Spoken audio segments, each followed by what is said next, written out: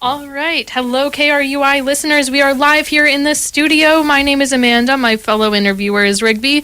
And we are here with Oliver, who is running in the Iowa City special election on March 4th. Hello to you, Oliver. Hello. Thank you so much for having me. And I'm sorry it took me forever to find the studio. I always get lost in the IMU. That's totally fine. I get lost half the time anyways, and I work here. All right, so we have a couple of questions for you today, Oliver. Things that, your constituents in Iowa City are curious about and want to hear. So first of all, you've been in Iowa City a long time. You've worked and volunteered at a lot of places like Public Space One, the Emma Goldman Clinic, Iowa Farm Sanctuary. Can you tell us a little bit what you've learned from these experiences and how they have helped shape your ability to serve on city council? Yeah, definitely. I'm always someone who likes to keep busy, for one. So that's why I do a lot of these things. And also, it's just things that I'm passionate and that I care about. For one way or another, these things that deeply impact my life, and I want to be a part of them. With the Emma Goldman Clinic, obviously, Emma Goldman herself was one of the first feminist authors and thought leaders that I read when I was a teenager. And so I have a personal connection for that reason with Emma Goldman Clinic. I think it's really cool that it's named that. And I think that it also helps that I live across the street. And it's, just looking and seeing, people bugging and harassing people trying to go in there and get health care. It does not sit right with me. It makes me upset. And so that's why, and I support everything Emma Goldman does. And so I just want to go and help out in that capacity where I can. The Iowa Farm Sanctuary, I've been vegan for 12 years, and I haven't eaten meat since 8th grade when dissecting frogs freaked me out. So it's always been a top priority for me, especially living in a place that's kind of ground zero for bad factory farming like Iowa. I just think it's beautiful that we have a place like that, and connecting with the animals is really important with me.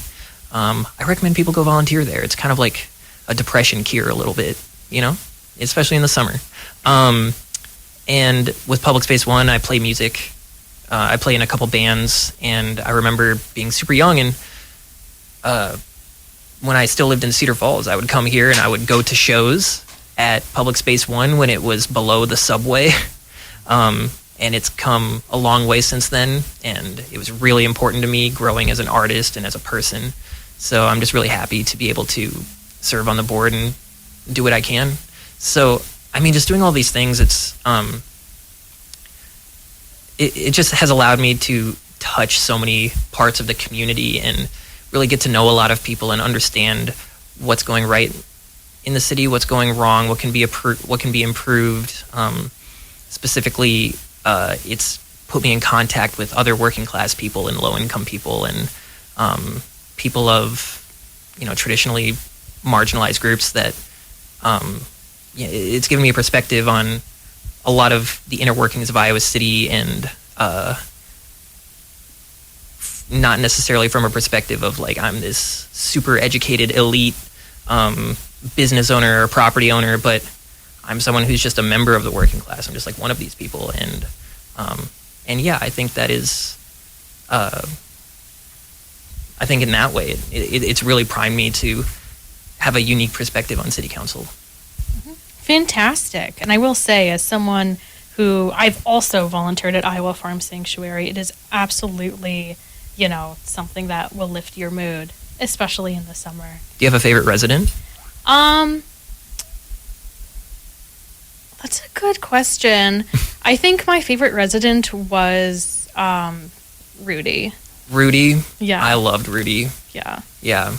I like Flower. She has a special connection with Flower. For those listeners, she's, 1,000-pound dairy cow who just was born without eyes. And she's blind, and she loves being pet, and she purrs when you pet her. So, I don't know, Anyways, yeah. Yeah. So how do you plan to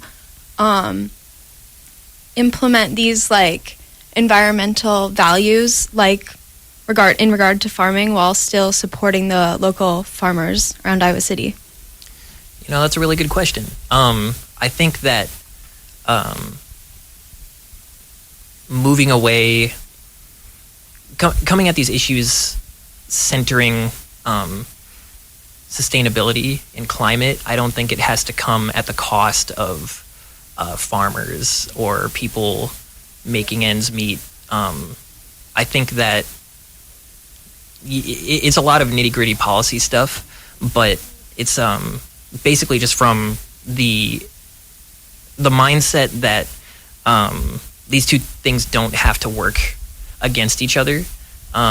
There's lots of really cool organizations around here that I'm really excited to work with that really look into local preservation, look into prairie restoration, and try to work alongside farmers while doing so, and trying to figure out more sustainable ways to go about these things. And even if myself am not an expert, I know the people who are, and the people who really inspire me to do this work. I know people who not only lead some of these organizations, but people that, or some of these movements, but people that are rank and file, people who go and do things like controlled burns of prairies and stuff like that.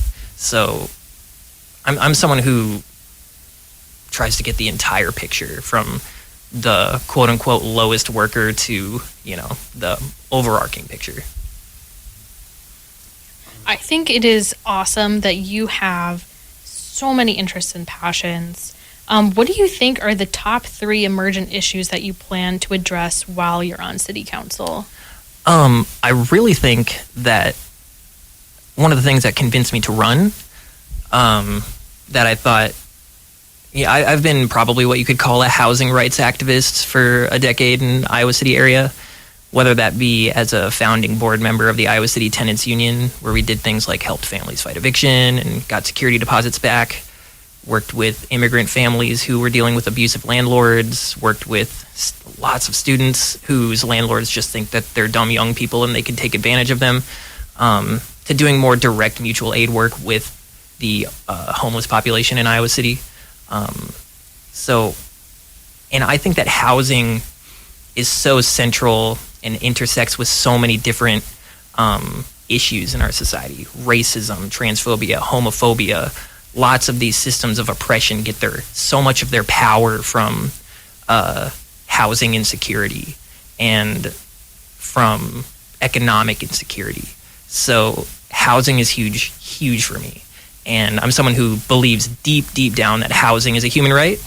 And I don't think, and I think as a society, we should move away from viewing housing, which is something that is a basic need for everybody, moving away from it being something that we see as a commodity, but rather something we see as, well, you're a human being and you deserve a home. And obviously I know going in, I'm not going to be able to be like, I declare housing is a human right, but I think there's lots of tangible ways that we can move in that direction.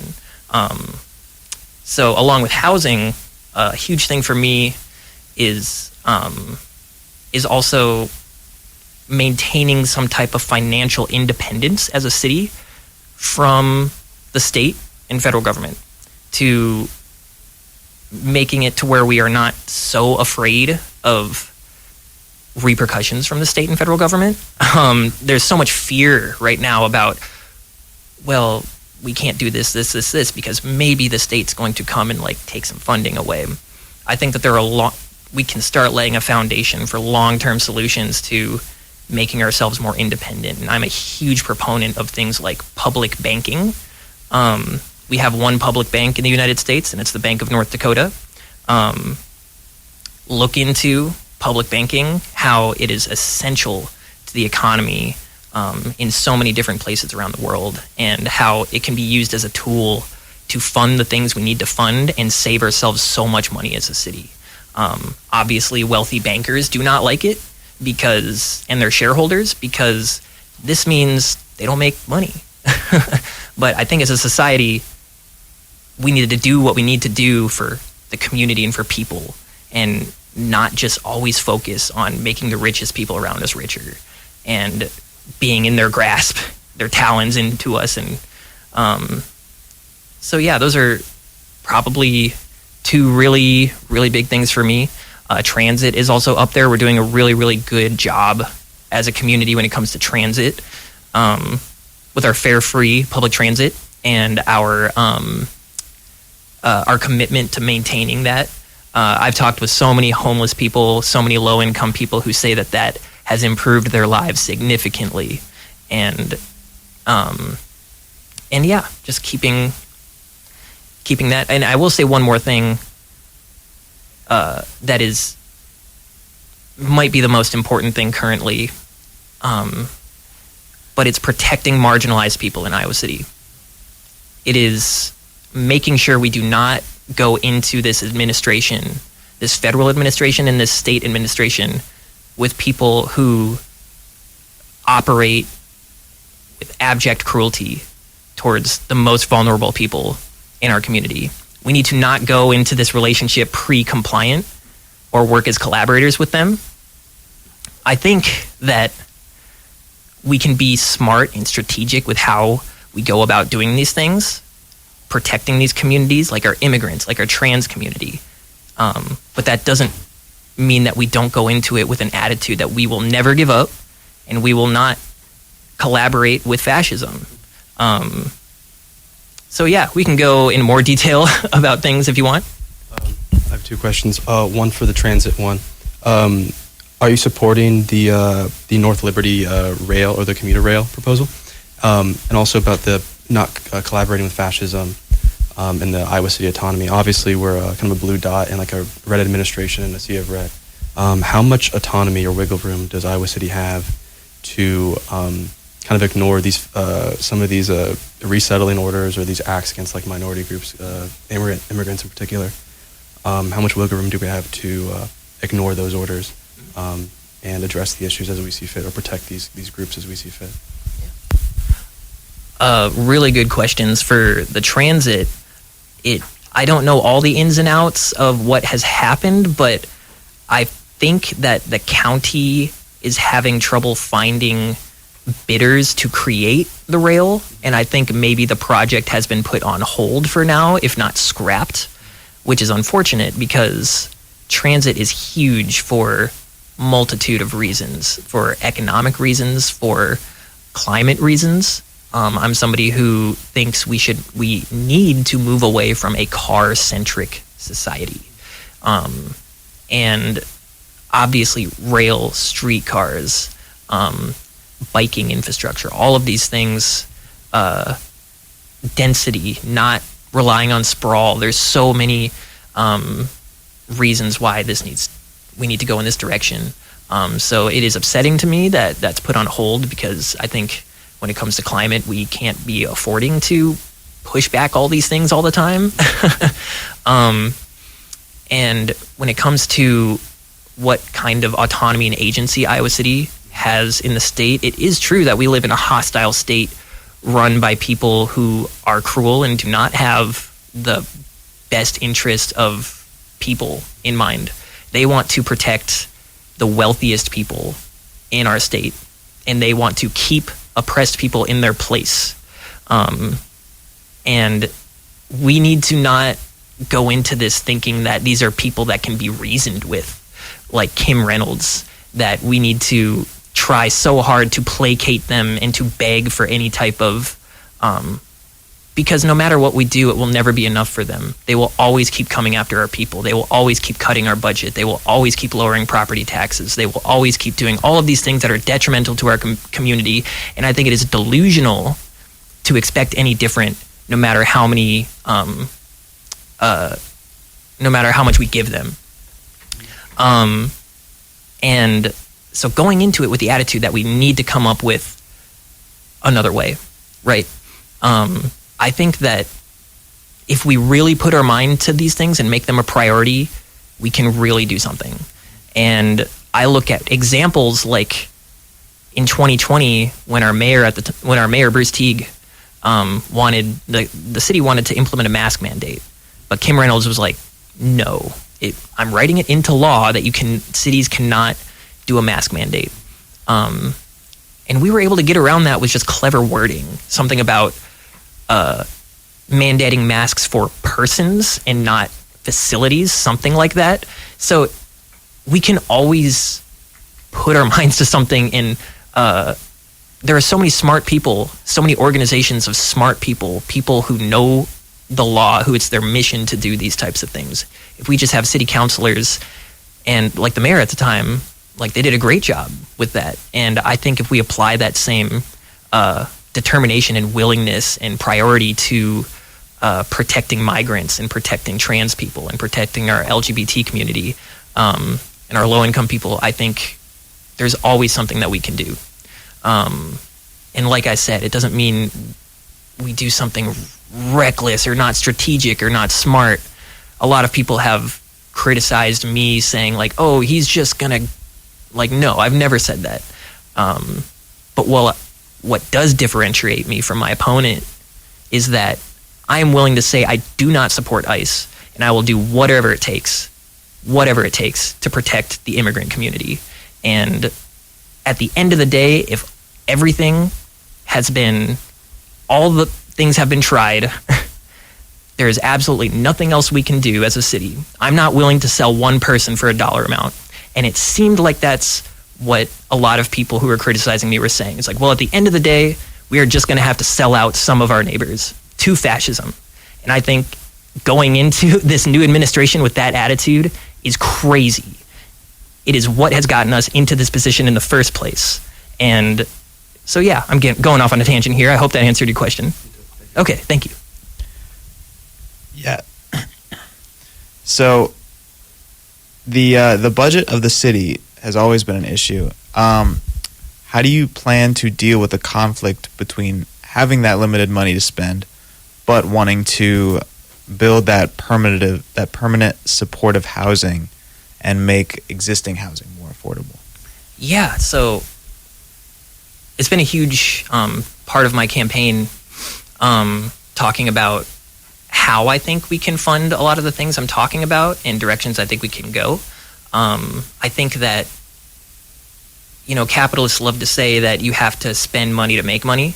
And I think the same holds true for cities. We can spend money to build a foundation that will, in the long run, save us money and even give us money as a city. And a lot of the things I've been talking about, you don't even need to spend a lot of money to create a public bank. And then that has been proven to make things easier for cities to get loans, to get good loans, and to fund the things we need to fund without having to make private banks happy. I grew up in Cedar Falls, Iowa, and I thought it was normal my whole life that we had a public utility company, which was a city-owned and operated community utilities company. And then I moved to Iowa City when I was 18, 19, and I was like, why do I have like 3 bills instead of 1? And also, why is it this private stuff? And then I learned, like, it's one. Is the factory that operates the university, is that private then? I believe so. I guess I can't speak surely, but I think so. Anyways, in something like public utilities, like Decorah right now, the city, they have something on the ballot in March where they're going to vote yes or no to establish a public utility company. And it is something that not only makes it easier for us to democratize our energy and to be able to more directly, as community members, make decisions about where we want our energy to come from and sustainability, but the profits that we make goes back into the community, not into private companies' hands. That's another revenue source that I'm willing to explore. And these are, like I said, these are like a private utility company is a long-term thing, but we need to start having these conversations and set a foundation, right? And when it comes to housing, right? Housing, if done right, other models in cities around the world have proven that it can be not only public housing can not only be a self-sustaining utility, but it can be one that makes the city revenue. I look at, I always talk about the city of Vienna, but it is truly a model that we can learn from. They have 100+ year huge history of public housing. 25% of the housing in Vienna is owned and operated directly by the city. And they get $200 million in revenue from the rents collected. And 80% of the population qualifies for that public housing. That's why it's so effective, and that's why it has such good results, and that's why you get revenue, because you have people of different incomes. It's not just for the lowest income people, but as a utility, it balances rent. That's why it's cheaper to rent an apartment in downtown Vienna, the capital city of Austria, than it is in Iowa City. And that's kind of a crazy statistic. That's what the last numbers I looked at it was. So these are all things that it might be an upfront investment, but in the long term, it gives us more revenue streams, and it can really make a dent, I believe. Yeah. So, speaking of housing, your opponent, Ross Neusser, also states on his website that affordable housing is a top priority for him. How do you think you two differ in the approach to that? Yeah, so I'm not saying that he doesn't actually legitimately want to have affordable housing. I don't think nothing like that. But what I do think is that he is someone who has a background in real estate and with property management and with being a real estate developer and being a landlord who has Airbnbs. And I think that just naturally shapes your worldview into what is possible when it comes to affordable housing. When I've been in different forums, when I've been talking about how other cities around the world and countries are looking into public housing, he responds to it by just talking about things like permanent supported housing. So I just don't think he knows or has heard about a lot of these things, which doesn't make him dumb. It just makes him he's just been not exposed to the things that I've been exposed to, and hasn't read things that I have or learned things that I have. Doesn't have the same lived experience. So when people generally in the United States talk about affordable housing, they really think about tax credits to developers and landlords, which, let's say you're a developer and you want to build an apartment complex in the city.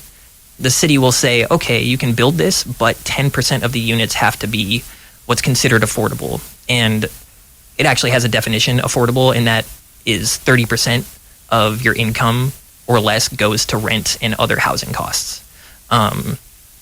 So even that, I don't know if it follows that model exactly, because a lot of the quote-unquote affordable units that we see from these tax credits are not very affordable. And also they're not permanent, right? We have increased the longevity of them, like 5 to 10 years to 15, 20, I believe. But it's just kind of kicking the problem down the road to deal with later. It's giving money to the wealthiest among us, thinking that it is going to trickle down onto the rest of us. I mean, it's kind of like, it's actually just trickle-down economics that is, and that worked great. It's trickle-down economics kind of painted as this progressive thing. And it's not like I don't think in this environment that we never do something like that. I think it can help ease symptoms of the problem. But at the same time, we need to be looking at the overall root causes of these problems. And it is not, the solution is to not continue to give money to the wealthiest people among us, right? It doesn't work. We know it doesn't work in the long run. We need to think of more structural changes to how deep down we view housing. Speaking of your competitors, instead of accepting campaign donations, you're directing people to donate funds to the Emmett Goldman Clinic, Shelter House, Iowa Trans Mutual Aid, and the Prairie Land Freedom Fund.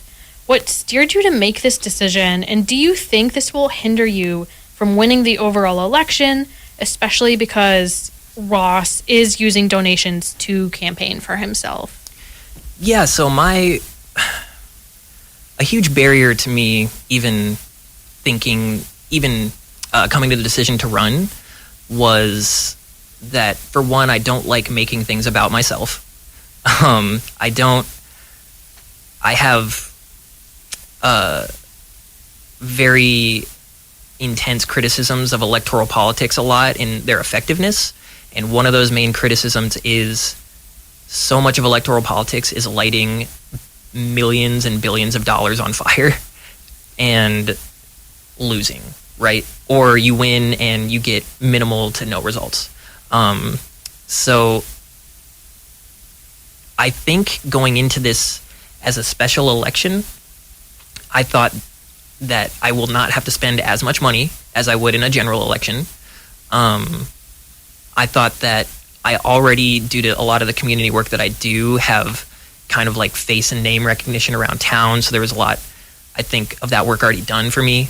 But deep down, it's just, I think that grassroots organizing and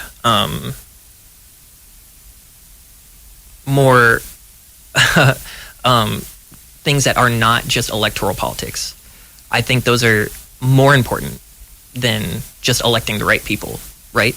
I do think that strategically getting local government officials on your side or electing the right people in that regard, I think it can really, really help working people and directly in their communities, and it can strengthen movements. So I don't want a lot of the people in town who would donate to me.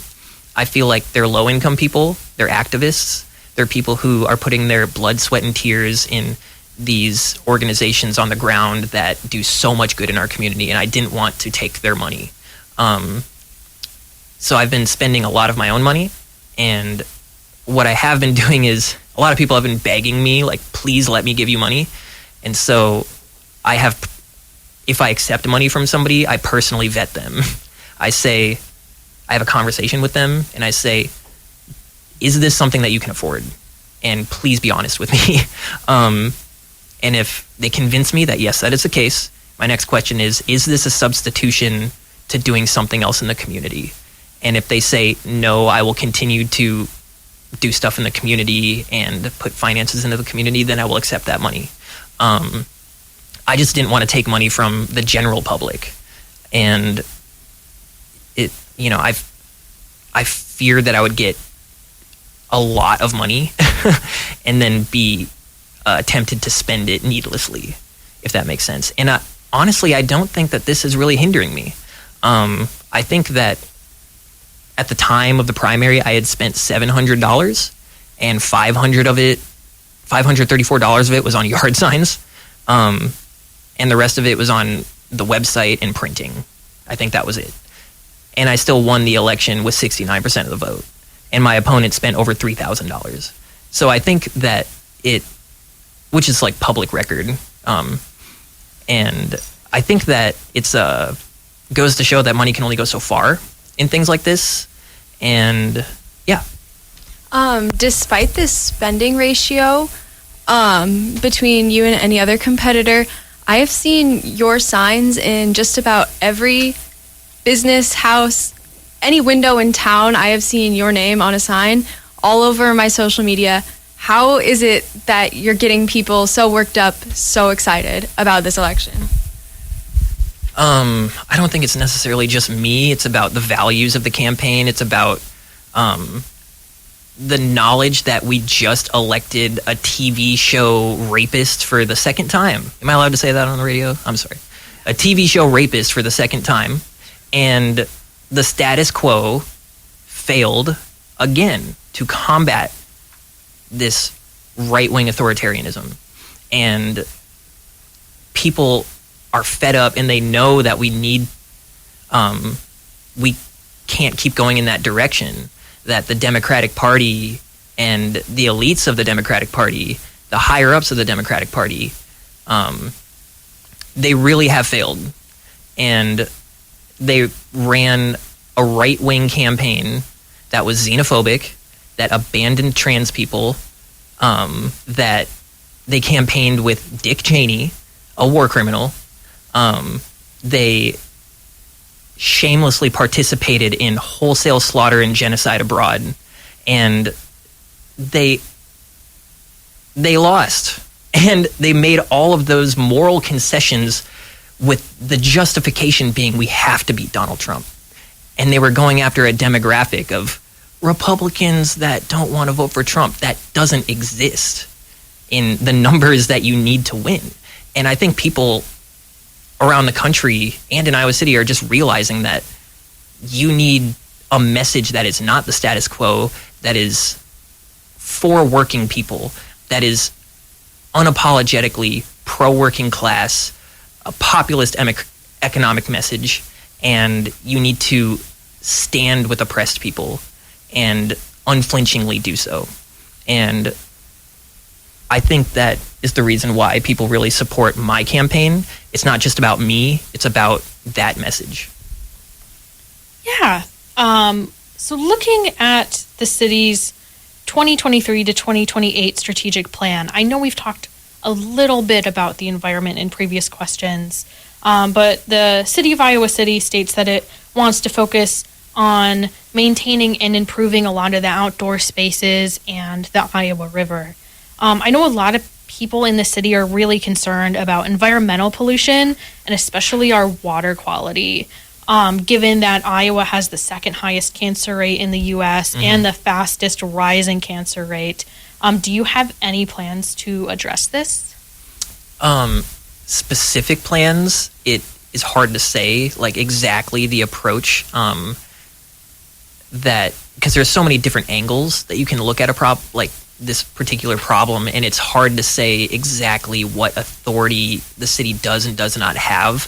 I've been talking with a lot of lawyers about these things, and the lawyers don't even agree with each other sometimes about what they think is possible and what they don't think is possible for the city to do. What I would love to see is, I mean, I guess I'll just start with a story of how in the 90s, the city of Bogota, Colombia, they had so much poverty, they had so much pollution, they had so much litter, they had so much car infrastructure, just smog, everything, and they got a new mayor. I can't remember his name right now, and he got into power, and he was like, I want to make the city happier. That was his message, and the way he went about doing that was scrapping the multi-million-dollar idea for a highway to go through the town, and using all of that money to expand on green spaces, build parks, build hundreds of miles of bike infrastructure, build hiking trails, invest in infrastructure that isn't car infrastructure. And they even did something where one day he was like, all right, guys, one day I declare that you will not drive a car unless you absolutely have to. I don't remember the exact stipulations, but the vast majority of people in Colombia did not drive a car for one day. And it was so popular that it's now a citywide holiday yearly, and I believe it's still going on. Instantly, they saw people utilizing common space, public space, in ways that they were not used to doing. The smog thinned dramatically in one day. The green spaces that were built were utilized in ways that they hadn't seen before. People just went out in the community and enjoyed their community in ways that they hadn't seen. And that mixed with the investment in green spaces, the investment in moving away from fossil fuels and pedestrian and bike infrastructure, that type of thing, it really, really, really made a huge positive impact on the city. And I cannot wait to learn and read more about how they went about doing these things and the nitty-gritty on how these things were implemented and the exact ways that they went about doing this, because I'm very passionate about not only making the city more accessible and more public and more democratic, but making it a beautiful place and making it one where you're not afraid to get in the water. Yeah. All right. So you've said you are a gun owner who dislikes gun culture. One quote that stuck with me from your website was, We sadly live in a country with many more guns than people. With our current leaders, it will stay that way for the foreseeable future. I think we can avoid harm by strengthening our community networks and engaging in this type of gun violence intervention. This view is pretty different from the left's usual take on gun control, and pretty different from what I've grown up being taught. And so, could you explain on your thoughts about that gun control a little bit? Yeah, so, there's been a lot of talk about the fact that, and it's also something that I've addressed on my website, about how I hate the NRA too. It's people with whatever agenda that they have gone through 10 plus years of my social media history and posted things that they considered to be bad. And a few of those things were a 6-year-old picture of me holding a gun, and then a couple recent pictures of me just at the shooting range. So a little bit of background on my journey to becoming a gun owner, if you will. I'm someone who has been very public-facing in my activism, and the type of activism that I've done is, I was in the streets when Michael Brown was murdered. I was in the street. I was at Standing Rock with indigenous people in North Dakota when they were fighting the pipeline going through. I was at Mississippi Stand when we were fighting the pipeline in Iowa. I was at Donald Trump's inauguration, and I got arrested there protesting his first inauguration. And I was in Minneapolis for Philando Castile. I was at Tamir Rice protests. I was in Minneapolis during the George Floyd uprisings. And because of this public-facing history of activism and being arrested in D.C. at Donald Trump's inauguration, I was extremely heavily doxxed by extremely violent right-wing nationalists, neo-Nazis that had posted not only my address and my partner's address and my family's addresses and where they work and sometimes what their phone numbers were. I think I was 23, 24 at the time, and my partner and I, it was something we didn't know what to do. And these are the types of people who, when political violence happens, 99% of the time, it's violent white supremacists and right-wing people. They commit the murders the vast majority of the time. And these are people that I know are capable of extreme violence and have made direct threats to me and my family. So when I say I have weapons or I bought weapons for self-defense, I don't mean it in the NRA talking point of, what if someone comes and steals my TV? If someone walked into my house to steal my TV, I would let them have it, right? I think lives matter more than property. And I think a lot of these NRA types, when they talk about self-defense, it's actually just kind of murder fantasies about they want to be in a position where they can use their firearm, is the absolute opposite for me. It would be, even if it was a neo-Nazi, it would be the most devastating thing probably in my life if I ever had to use a firearm in self-defense. Even with animals, I go backcountry hiking in bear country pretty frequently, and so I have a handgun that is a absolute last resort if I'm being currently mauled by a bear. And I have all these other, pepper spray. Bear spray is way more effective, and all these other mitigations are way more effective. But if it comes down to it, I would rather shoot a bear than be eaten by one. But even if I had to shoot a bear, it would be devastating to me. Like I said, I'm a vegan. So my reason for owning firearms, my philosophy surrounding firearms is woefully different, is so different from your average right-wing person. And it's also put me in a place, kind of like you mentioned in your question, a very unique position to where I'm someone who a lot of people, when they're in similar situations, particularly marginalized people, people who face similar threats, but they're black, they're trans, they're part of the queer community, they are women who have stalkers, a stalker or something. A lot of them don't feel comfortable going to a racist organization like the NRA and asking for their help. And so if someone makes the hard decision to purchase firearms for self-defense, for legitimate threats, they feel comfortable coming to me and asking me, can you help me be safe when I'm going through this, and I will always do whatever I can for free. And I have multiple times. I'm not telling people to buy firearms. I always tell them the risks involved and make sure they really think this through, because it is true that if you have a gun in your house, statistically, you are at much higher risk of gun violence, specifically marginalized people, specifically women. But if they make that decision, I will be there to make it as safe as possible. And I even bought a safe that's way bigger than I need. It's like huge. My partner Juliet hates it because it takes up so much of our living room. And so they've tried to quote unquote yassify my gun safe, make it look pretty. But anyways, so many people have reached out to me because they're like, hey, I have guns, but I have family coming over and I don't have a proper place to store this. Or I'm currently expecting a child and I want somewhere else to store this gun before I get rid of it. Or I really need my gun to not be in my house because my mental health is so terrible. And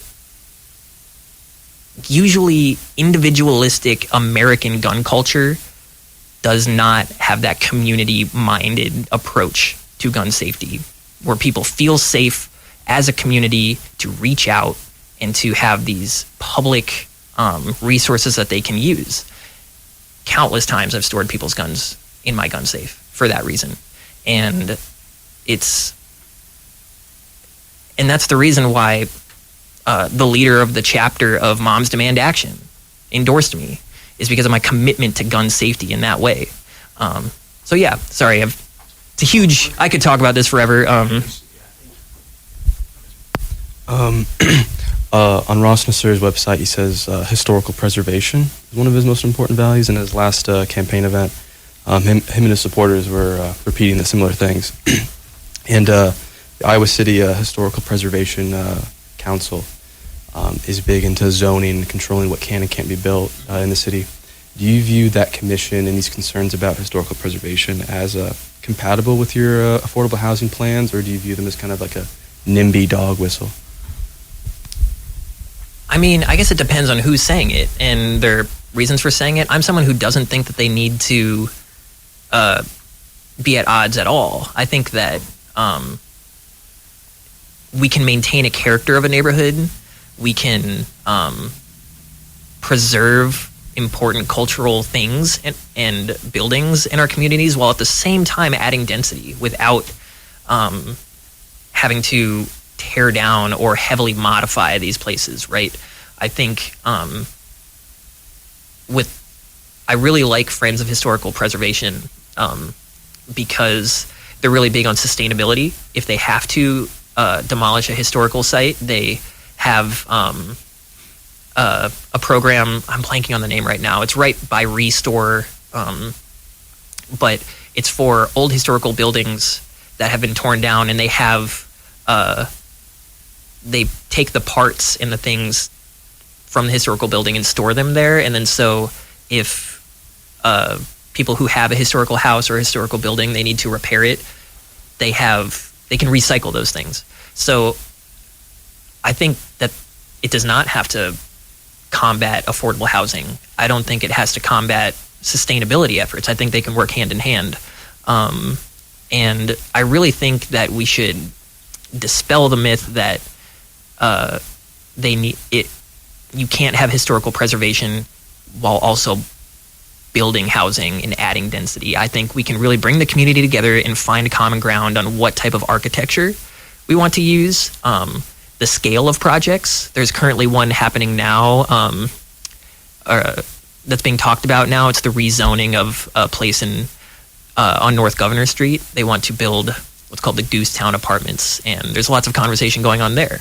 And a lot of people might think of zoning and this type of thing as boring, but I'm someone who has read lots of books throughout my life about how zoning and city planning affect greatly cities, and they are very political things, and they really play an important role. So I don't view these things as boring. A lot of people would. It's fascinating how cool zoning can be. So yeah.